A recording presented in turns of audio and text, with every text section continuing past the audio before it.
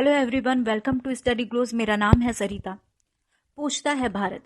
तो आज हम कंप्लीट एनालिसिस करेंगे पत्रकार और रिपब्लिक टीवी के managing director editor in chief Arnab Goswami की गिरफ्तारी और रिहाई की।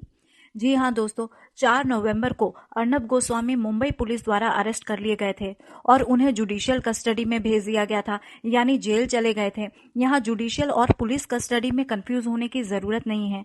सीआरपीसी के सेक्शन 167 में इसका प्रावधान है। जुडिशियल कस्टडी मजिस्ट्रेट द्वारा प्राधिकृत होता है। इसमें व्यक्ति को 60 या 90 दिनों के लिए जेल में रखा जाता है, जबकि पुलिस कस्टडी में मैक्सिमम 15 दिनों के लिए पुलिस थाने में रखती है पूछताछ करने के पर्पज से। आइए जानते हैं मामला क्या है।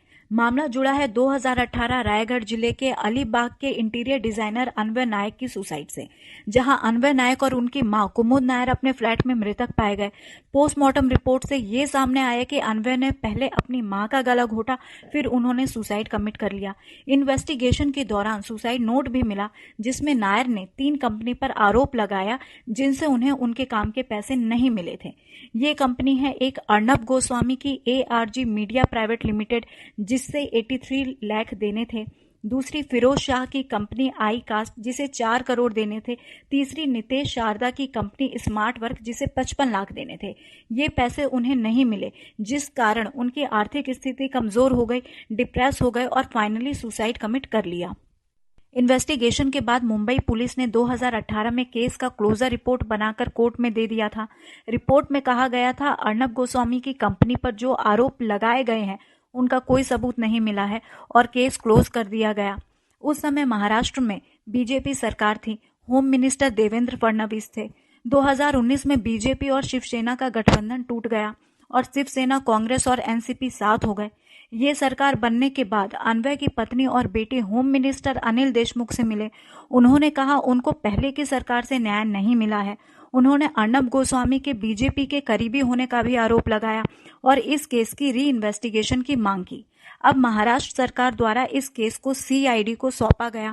यहाँ CBI central bureau of investigation और CID क्रिमिनल इन्वेस्टिगेशन डिपार्टमेंट में कंफ्यूज होने की जरूरत नहीं है।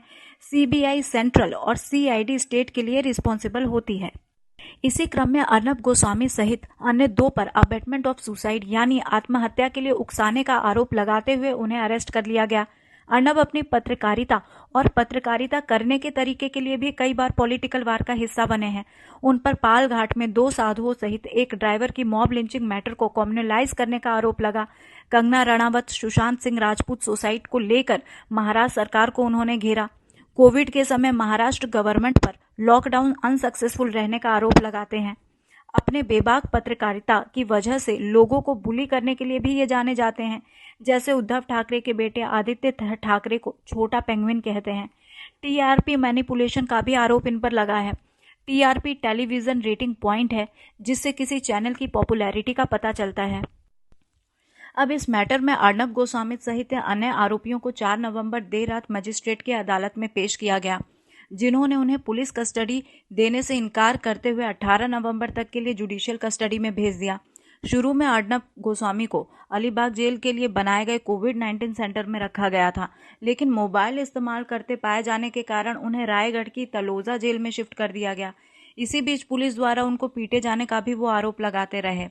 अब मुंबई हाई कोर्ट ने 9 नवंबर को अर्नब और अन्य 2 को अंतरिम जमानत देने से यह कहते हुए इनकार कर दिया कि उन्हें राहत के लिए निचली अदालत जाना चाहिए।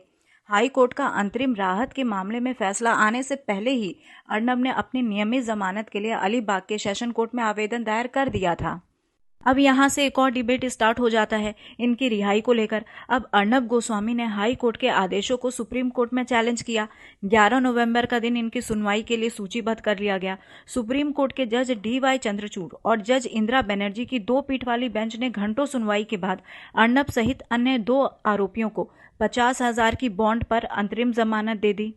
साथ ही कोर्ट ने कहा, हम देख रहे हैं कि एक के बाद एक ऐसे मामले हैं जिसमें हाई कोर्ट जमानत नहीं दे रही और वो लोगों की निजी स्वतंत्रता की रक्षा करने में विफल हो रही है। कोर्ट ने कहा, अगर राज्य सरकारें किसी को निशाना बनाए तो उन्हें यह महसूस होना चाहिए कि हम उसकी हिफाजत करेंगे। साथ ही सुप्रीम कोर्ट ने महाराष्ट्र सरकार को सलाह दी टीवी पर अर्नब गोस्वामी के तानों की अनदेखी की जाए। अब न्यायमूर्ति चंद्रचूड़ और उनके फैसलों की भी तीखी आलोचना हो रही है।